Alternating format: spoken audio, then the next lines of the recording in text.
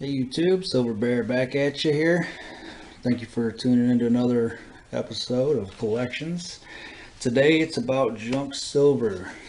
A couple things to know about junk silver is junk is junk. Coins that will never be graded. They're worn down. They're not good for anything but the silver content really. They can be definitely used as currency. There is a premium for them though, which is seems kind of odd, but I think the premium is based on the fact that they're government issue. In my opinion, there's two grades of junk silver. There's some that look pretty good. Then there's some that are called coal, and those are ones that are just terrible. And a lot of coin shops, if you ask them, they'll have a bucket, literally like 5 gallon buckets full of coal silver, and a lot of times they'll let you look through them. And you can sometimes you can pick one out that has like just a small hole in it. But a lot of the coal silver is, the dates are rubbed off.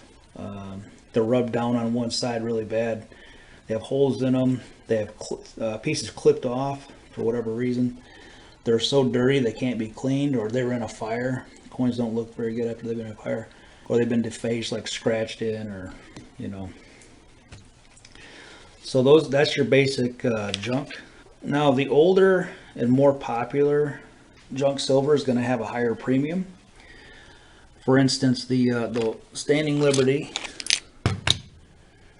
is one of the most popular quarters that the United States has, and because it's more popular, it actually is worth more.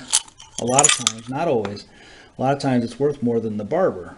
Okay, which is, age didn't matter for quarters, but the popularity does. Okay. Now for 50-cent pieces, the Walkers and the Benjamin Franklins, Walkers are older than the Bens, but the popularity is split. Like some people really like Benjamin Franklin's, some people really like the Walkers.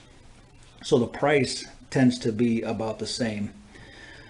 With the Walker being slightly, the odds of it being a little bit more is just because it's older.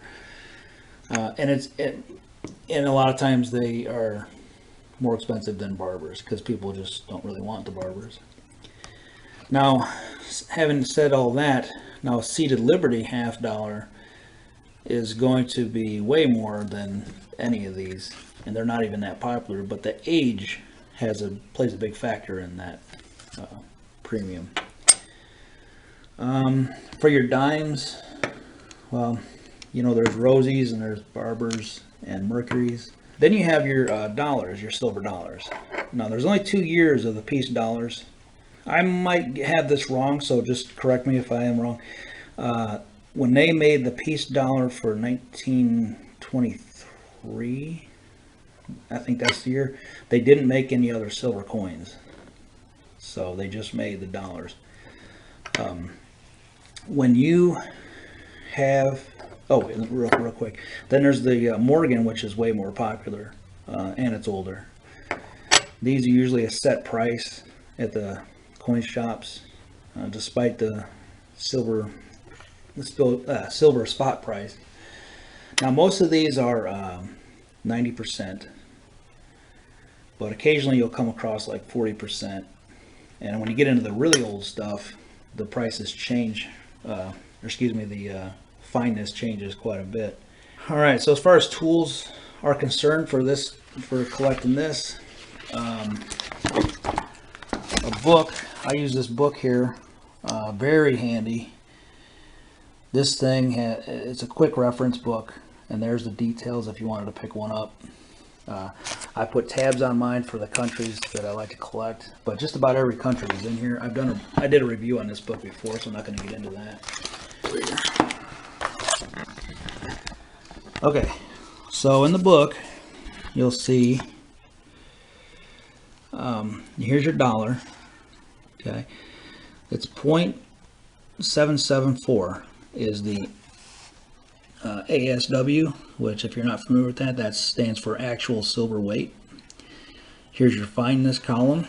Okay, and this is how many grams the coin weighs, and not just silver weight. So back to the dollar here. Now 0.774. This is what you would. This is the amount of silver you would get for if you turned in a silver certificate to the government back when they were doing the exchange. You would get that much silver. Now what I'm going to show you here for the same dates is we have here, what is that, 10 cents, we have 25 cents, and then 50 cents, and $1. If you did the math from $1, 0.774, and let's do 50 cents, let's divide it by 2, you're going to get a weight of 387. But here the actual silver weight is not 387, it's 362. And you can do that with the quarter and the dime, and none of them are gonna, if you divide them up, divide this dollar up into these units, it will, these will be less. But if we do the 50 cents, 362 divided by, now it's 50-cent piece, so we're going to divide it by 2 for a quarter. So we're going to divide by 2, and we're going to get 181, and that's what it is. So the fractional silver is based on a different actual silver weight than the dollar. Why they did that, I'm not sure, but I think it had something to do with just inflation type stuff and regulating. Now, as far as regulation is concerned, if you look at the fineness here, through the years, the fineness has changed. Here's your 3-cent piece, 750, 90%. But like I said, you can see here. Okay, like here's a 10-cent piece. Now these are your seated liberties. The fineness is different.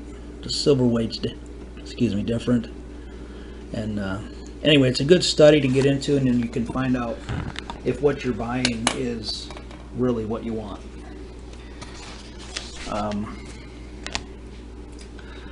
Let's see, I had one other thing to...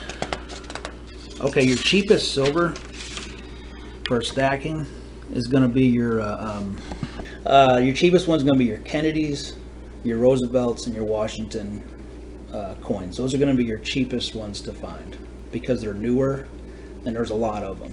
So okay, that is all for junk silver. Oh no, there's one other thing. You can go on eBay, and the way you find good deals is you do a search for it, and then you go newly listed and just keep refreshing the page. That I've got a lot of good deals on there doing it that way, because they go fast. People see them and they're gone. So okay, I'm Silver Bear, I'm out of here. Bye.